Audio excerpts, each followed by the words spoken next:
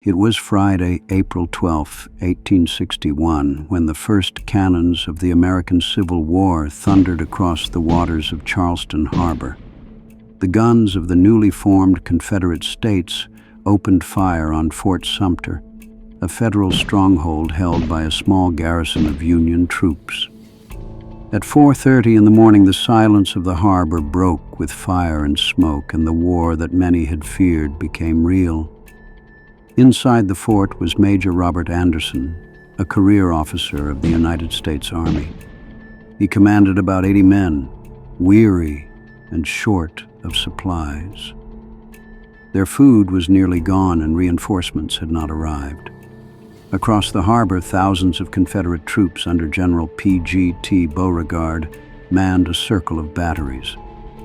They demanded Anderson's surrender, and when he refused, the bombardment began.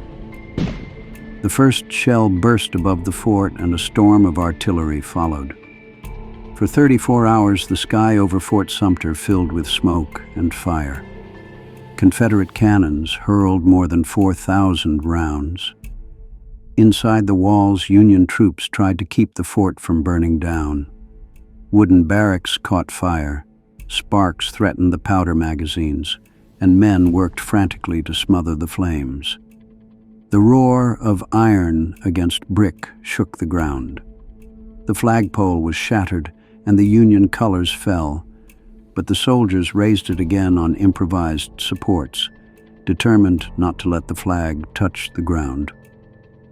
On the second day, the defenders faced the inevitable. Ammunition was nearly exhausted, the fort's interior was in ruins, and the air was thick with smoke. Major Anderson gathered his officers and agreed that further resistance would only bring destruction. On the afternoon of April 13th, he surrendered the fort.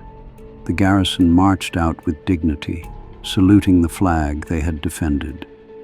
No one had been killed in the bombardment, though several men were injured during a ceremonial salute when a cannon exploded. The fall of Fort Sumter carried weight far beyond the small harbor of Charleston. Telegraph wires spread the news across the nation.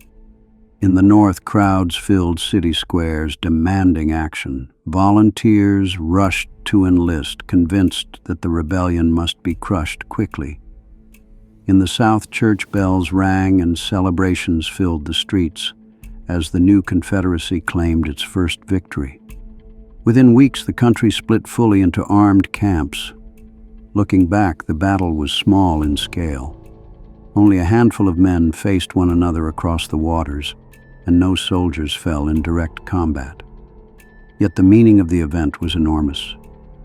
With the smoke rising over Charleston Harbor, the line of compromise vanished.